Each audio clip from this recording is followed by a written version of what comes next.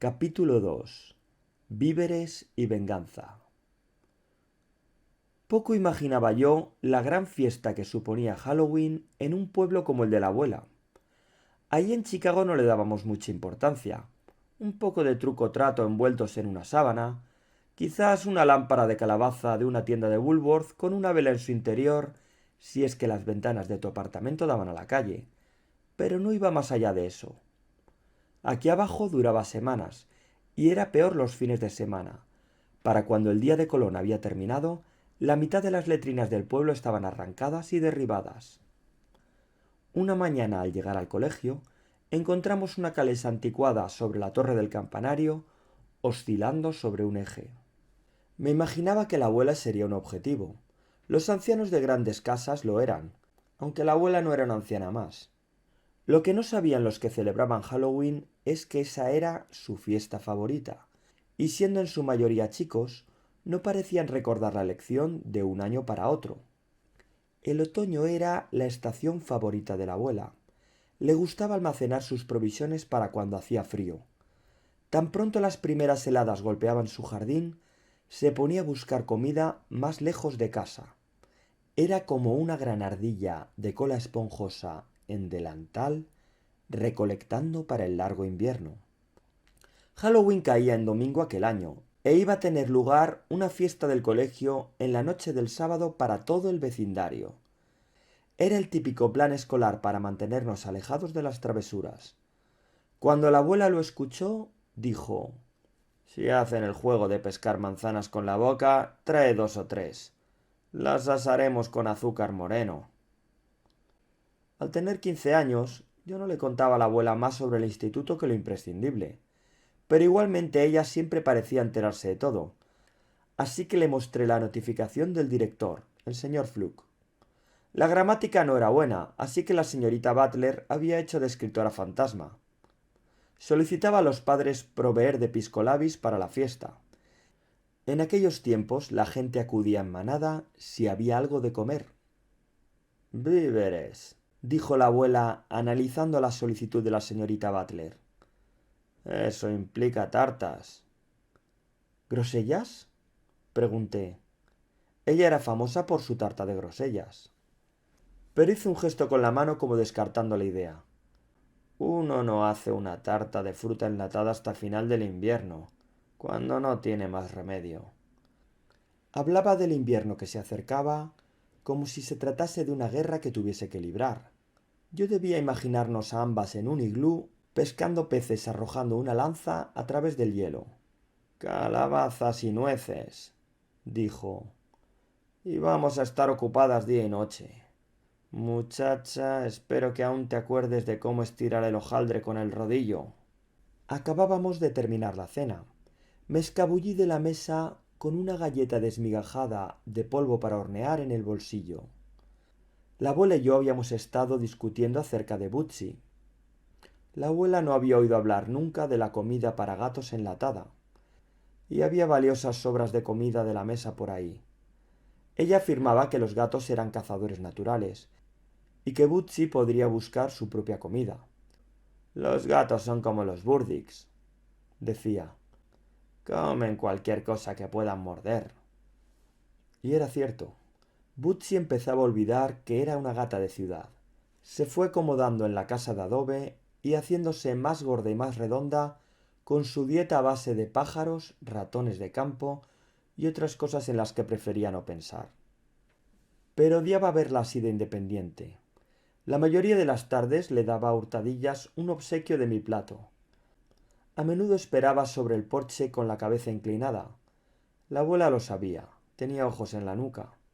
Una noche Bootsy no estaba en el porche, y ahí estaba yo con la galleta de polvo para hornear deshaciéndose en mi bolsillo.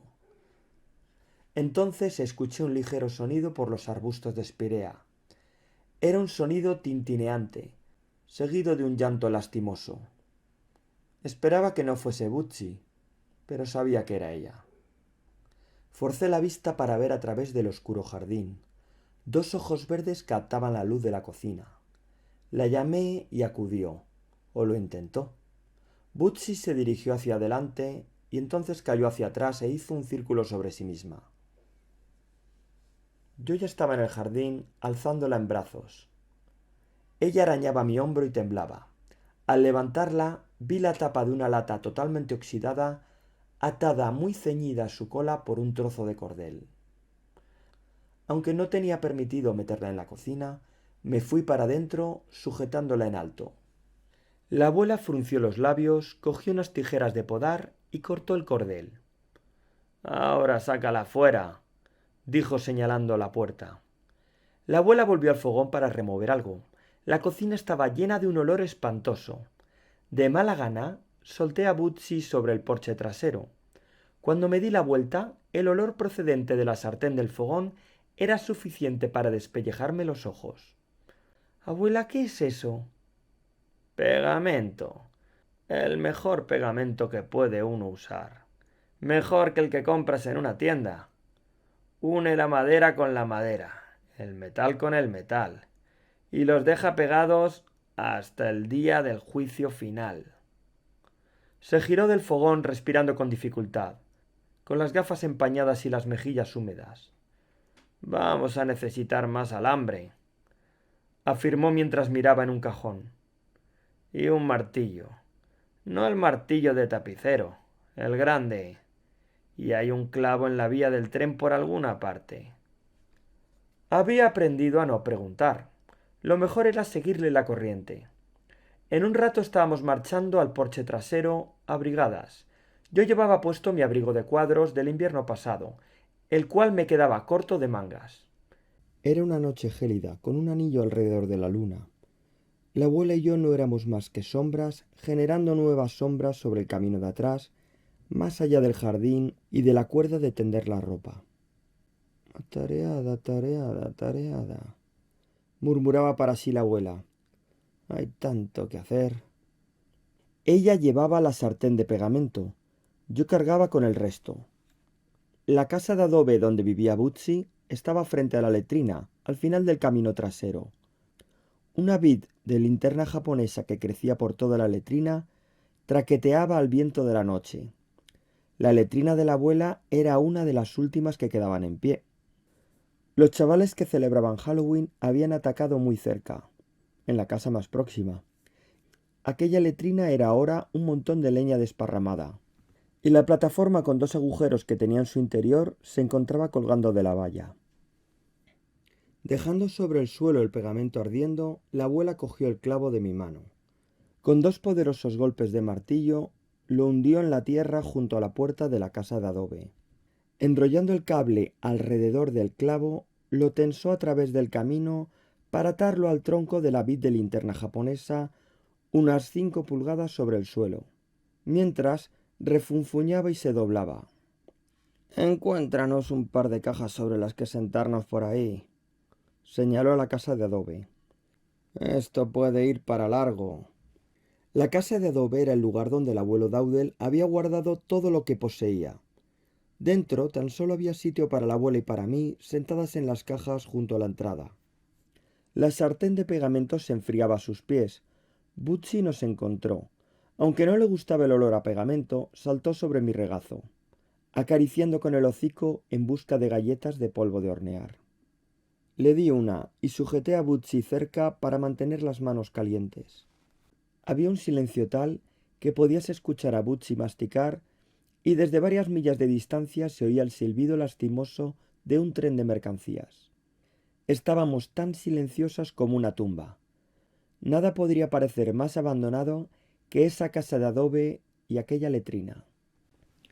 Finalmente les escuchamos. Un grupo de chicos andando a trompicones, abriéndose paso más allá del jardín. Oh, cuán silenciosos se pensaban que eran, con los tacones de sus botas resonando en el camino y su ruidosa respiración. Traté de contar sus cabezas, aunque estaba demasiado oscuro para identificarles. Pudiera ser que solo hubiese 3, aunque a mí me parecieron más. Bootsy seguía mi regazo, tan quieta como una estatua. A mi lado la abuela permanecía fundida con la oscuridad. Inmediatamente vimos al primer chico, al que atrapó el cable invisible por el tobillo. Salió despedido hacia adelante y una palabra que no repetiré brotó de su boca. Se estampó contra el camino de hormigón. Su nariz fue la encargada de detener la caída. Se produjo un barullo. Los chicos que iban detrás suyo trataron de frenar al no saber dónde había ido su líder. La duda les duró un instante. La abuela embistió, tan grande como la puerta de la casa de adobe, salió disparada a través de ésta.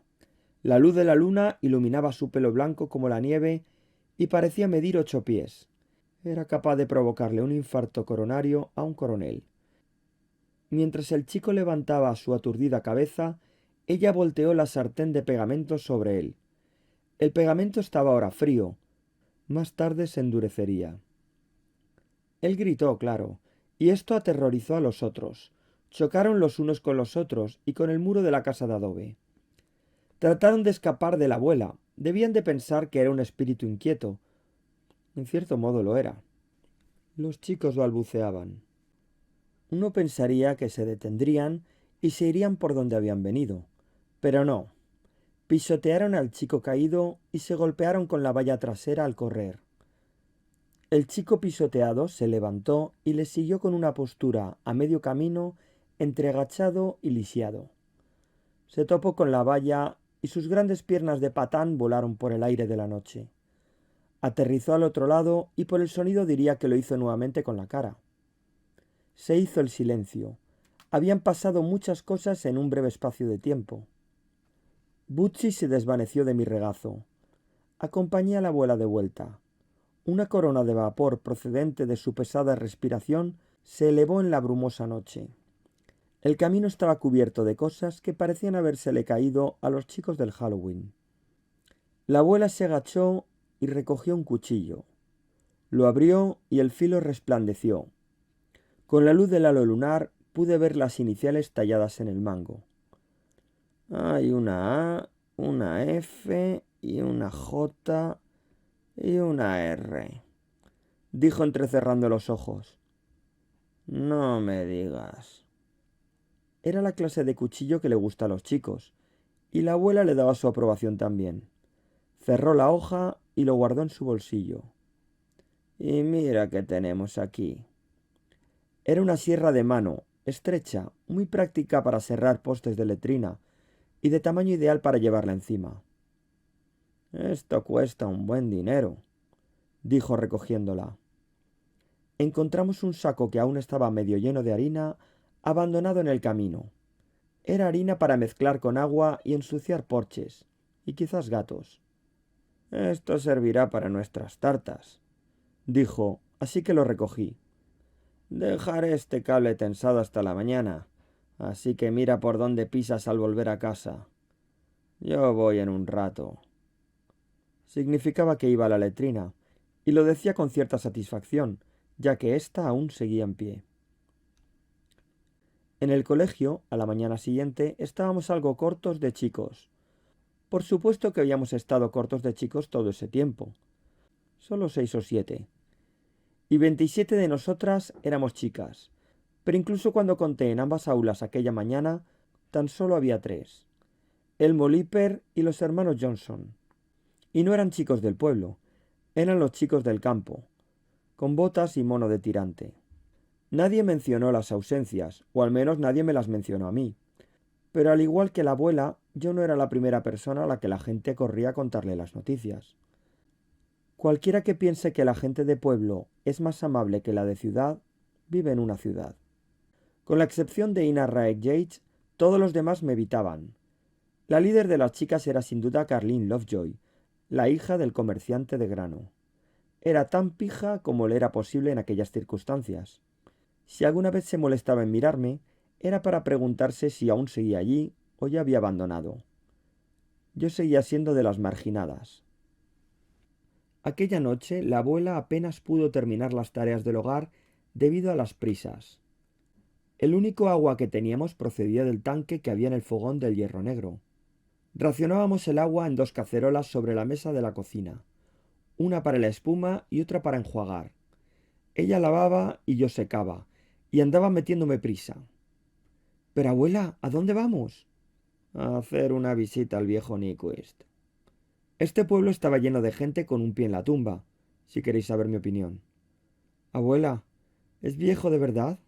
Tan viejo como el barro, y más sordo que una culebra. Suspiré. ¿Y qué se supone que debo decirle?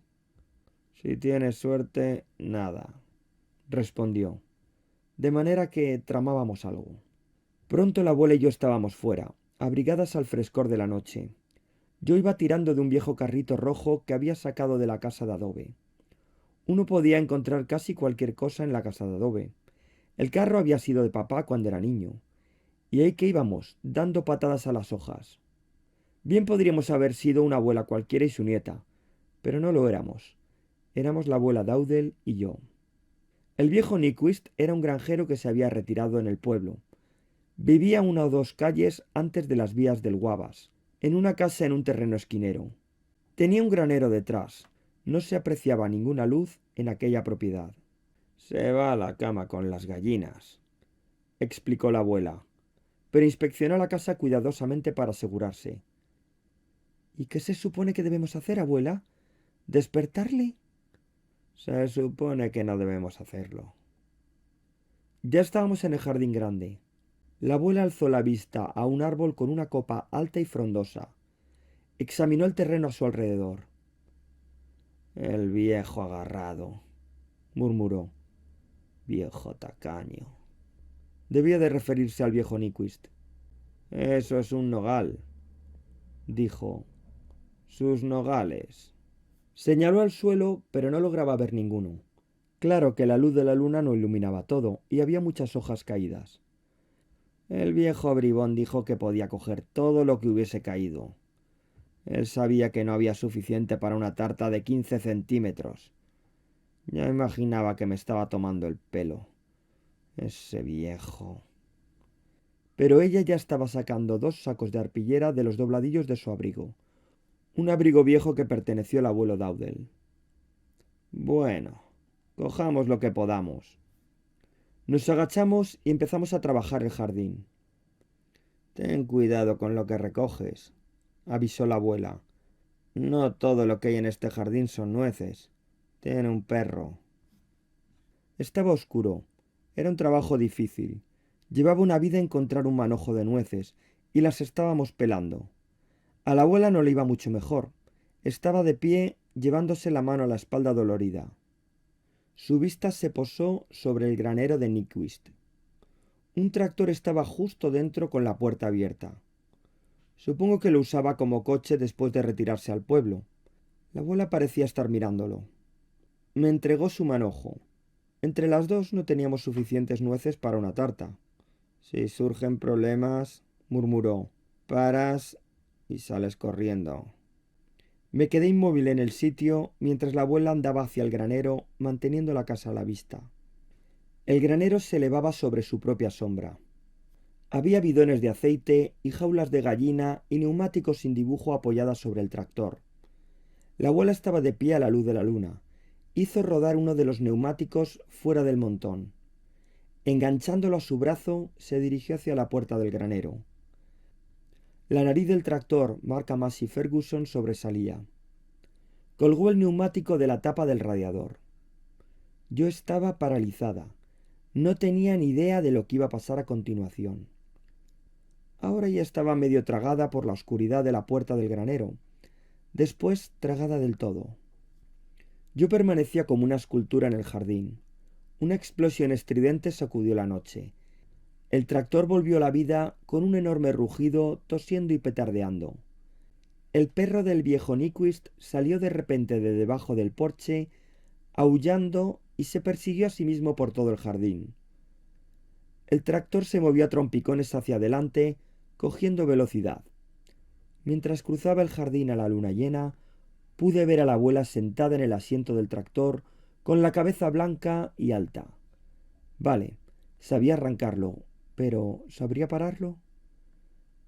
El nogal les detuvo. La abuela, la cual no sabía conducir un automóvil, había apuntado al árbol y había atinado en el blanco, embistiendo con el neumático que llevaba sobre el radiador. El árbol se tambaleó con el impacto y cayó una gran lluvia de nueces. Suerte que no me pilló debajo del árbol. 1 tonelada de nueces cayeron a la vez como si de una granizada se tratase. Al golpear la corteza, el tractor rebotó y el motor se caló. La cabeza de la abuela dio un tirón hacia atrás, pero aún seguía al volante. Ahora estaba bajando del tractor. Se cernió sobre mí y me alcanzó un saco de arpillera. Abuela, ¿tú crees que seguirá dormido el viejo Nyquist tras esto? A saber, dijo. Rápido, manos a la obra. Estábamos hasta los tobillos de nueces. Coser y cantar, dijo la abuela. Yo recogía mirando de reojo la casa.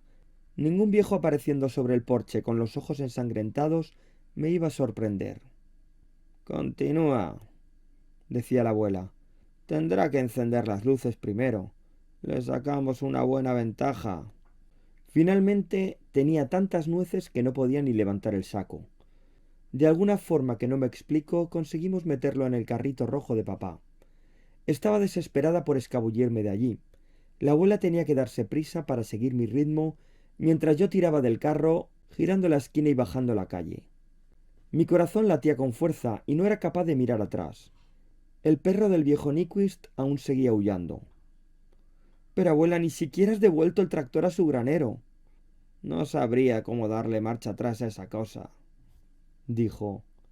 Pensará que ha salido rodando del granero accidentalmente, con una rueda colgando del radiador. Abuela, esto ha sido robar, ¿verdad? Quiero decir, ¿en tu opinión? Ella estaba perpleja. No, él dijo que podía coger cualquier nuez que cayese al suelo. Y bueno, dado que vamos de un lado para el otro, podríamos hacernos también con algunas calabazas. Oh, abuela, dije. ¿Las de quién?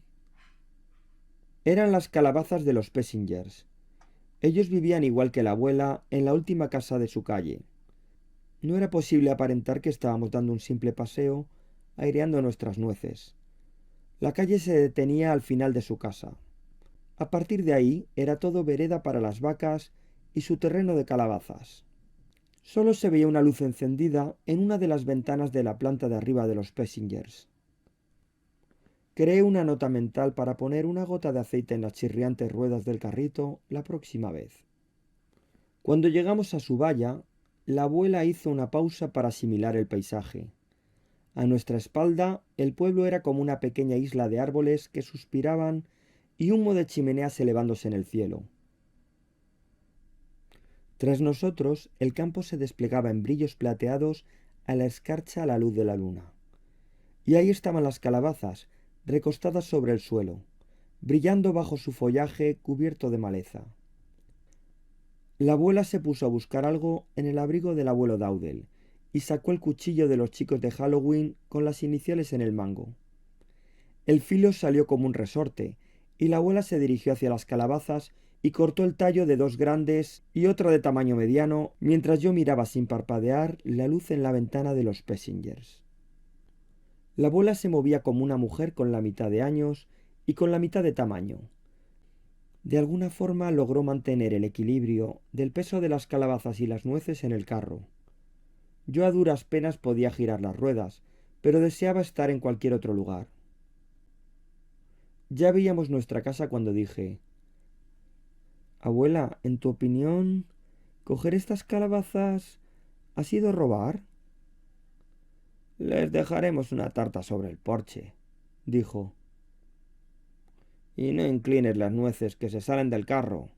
Ya tengo bastante con recogerlas una vez. Apenas habíamos dejado todo en la cocina y ella empezó a moverse afanosamente. Las calabazas aún seguían cubiertas de escarcha cuando las cortó con la sierra de los chicos de Halloween. Pronto se encontraba sacando con una cuchara las semillas y el ollejo. Ella era capaz de agotarme, pero no parecía cansarse nunca. Reventaba los pedazos de calabaza, pelaba las cáscaras y directo al horno que nunca llegaba a enfriarse, y todo ello a la vez que cantaba en voz baja la misma cantidad de calabaza que de nata, un chorro de azúcar quemado, 3 huevos grandes, todos batidos, y un buen sirope de maíz, como media taza. Casi parecía que estuviese danzando un viejo baile de marineros. Para ella tomar prestadas las calabazas era más placentero que comprarlas. Me escabullí a la cama antes de que pudiese decirme que seleccionase las calabazas. Pero antes de que saliese el sol de aquella mañana de sábado, ya estábamos horneando. La cocina era un embriagador paraíso de vainilla y clavo y melaza concentrada. La abuela tamizaba la harina de Halloween y la trabajaba con sal y manteca mientras yo estiraba con un rodillo el hojaldre. Y ella era muy exigente en la forma de hacerlo. La forma en que enharinaba el rodillo de amasar nunca era de su agrado, y me tocaba recordar alisar la masa del centro hacia afuera y no de adelante para atrás, y con exactamente 3 milímetros de espesor, o de lo contrario me tocaba repetirlo. No sé cuántas tartas horneamos, y no sé de quién eran las gallinas de las que sacamos todos esos huevos. Solo sé que por la noche teníamos un carrito rojo cargado con tartas de calabaza de la mejor calidad que uno pueda imaginar. La abuela no tenía un gran interés en bajar al colegio a esa fiesta de Halloween, y así me lo hizo saber. Yo estaba ansiosa por ir y esperaba que tuviésemos el mejor pisco labis de todos. ¿Vas a llevar un disfraz?, preguntó la abuela. Abuela, los disfraces son para niños pequeños. Ella se detuvo pensativa. Entonces decidió acompañarme andando al colegio para mayor seguridad. Llevaba puesto el delantal bueno con la trenza de decoración en zigzag. Me percaté de la pluma de faisán en su sombrero, la cual era elegante para tratarse de ella. Debería haber sabido que la abuela no concebía quedarse en casa el día de la fiesta. Aquello ya había comenzado cuando llegamos, pero la cosa renqueaba. Carlin Lovejoy estaba en el extremo del sótano con su grupito de aliadas. Gouky Gertrude Messerschmitt era una de ellas, y Mona Beach. Su idea de una fiesta era agruparse y susurrar. Al otro extremo del sótano, una profesora de primaria trataba de organizar el juego de pinchar con un alfiler el burro para los niños pequeños, los cuales eran mayoritariamente fantasmas y espantapájaros. Entre ambos había unas sillas plegables para los adultos y los viejos, bajo espirales colgantes naranjas y negras de papel crepé. La abuela ocupó el espacio de la puerta y la gente elevó la pista entre sorprendidos y alarmados. Era famosa por guardar las distancias, pero estaba en todas partes a la vez, si queréis saber mi opinión. Partimos la fiesta en dos como si fuese el mar rojo, cargadas con nuestras tartas. Había una paupérrima recolecta sobre la mesa de los piscolabis, unas pocas bolas de palomitas pegadas unas a otras, 2 o 3 platos de galletas tenedor y una cacerola de caramelos de dulce de leche. El consejo escolar había aportado un cuenco de ponche de sidra sin alcohol. La abuela echó una mirada a aquel ejemplo de generosidad. Menos mal que Effie Wilcox no ha traído su pastel de ángel, observó. O habríamos necesitado la sierra de mano para cortarlo. Se quitó el abrigo del abuelo Dowdell y se remangó. Por supuesto que ella misma pensaba servir las tartas. Era su momento de gloria. Habíamos estado trabajando para eso todo el tiempo. Apareció la señorita Butler. Vestía un satén negro y un lazo a juego en su cabeza, el cual era a mi parecer demasiado alegre para una profesora. Vaya, señora Dowdell, dijo. ¡Qué agradable! La abuela no era precisamente miembro de la Asociación de Padres y Maestros. ¿Y qué tartas trae usted? Tienen pinta de estar deliciosas. Necesitaré una pila de platos de papel, dijo la abuela a modo de respuesta. Ahora la gente empezaba a formar una fila. La señorita Butler encontró platos de papel y tenedores desechables y un par de cuchillos. La abuela y yo nos pusimos a cortar las tartas. Ella era capaz de obtener mayor número de porciones de una sola tarta que nadie a quien haya conocido. La señora Effie Wilcox estaba la primera en la cola. Era o bien la mejor amiga de la abuela o su peor enemiga, dependiendo del día.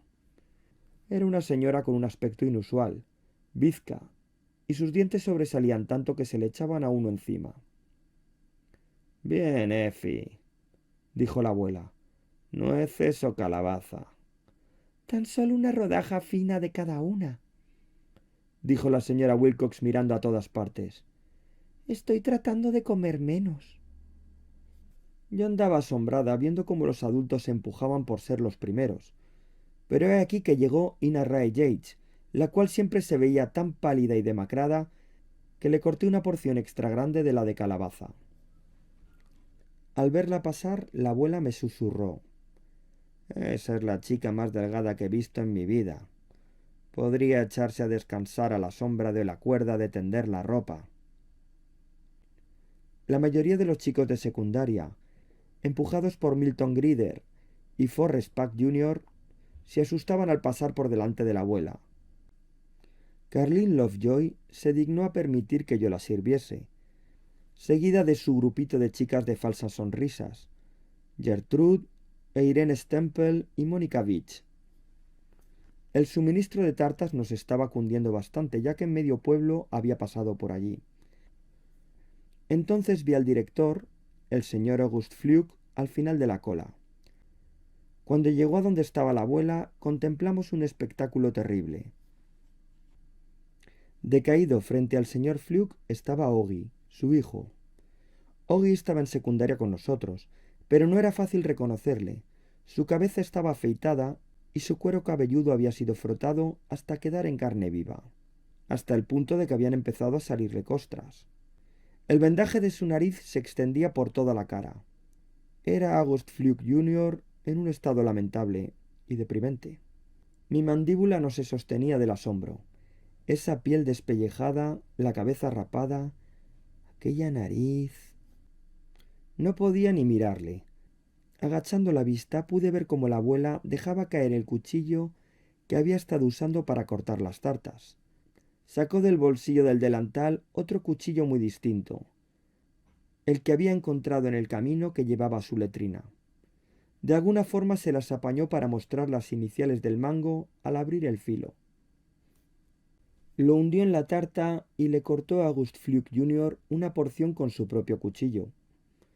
Los ojos de Oggy se entrecerraron. El señor Fluke observó el cuchillo de su hijo. Después su vista se desvió a la cúpula sobre la cabeza afeitada de su hijo. Me pregunté a mí misma cuánto tiempo les habría llevado a los Flukes sacar el peor de los pegamentos de la cabeza de Oggy. Ese era un pegamento que dejaba las cosas unidas hasta el fin de los tiempos. El señor Fluke le susurró al despellejado oído de Oggy: Chico, esta vez sí que te has equivocado de letrina.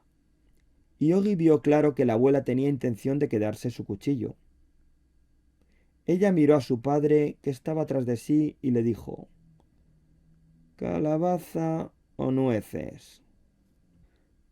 Para la abuela, Halloween no era tanto truco o trato, sino más bien víveres y venganza, aunque ella lo habría llamado justicia. Como diría más tarde, alimentamos a las masas. Era como los panes y los peces, tarta para todos. Después de sudar la gota gorda, una de nuestras comensales se acercó a por una segunda porción de tarta. Era una señora de constitución grande y potente voz. Señora Dowdell, quiero anunciarle que ha sido la mejor tarta de calabaza que me haya llevado a la boca. La abuela aceptaba cumplidos. ¿Quién era esa señora?, le pregunté. Reba Pessinger, dijo de costado. Antes de que terminase la tarde, los jóvenes, con excepción de Oggy, jugamos a morder la manzana. Yo llevé a casa un par, y la abuela y yo las asamos con azúcar moreno. Fin del capítulo 2.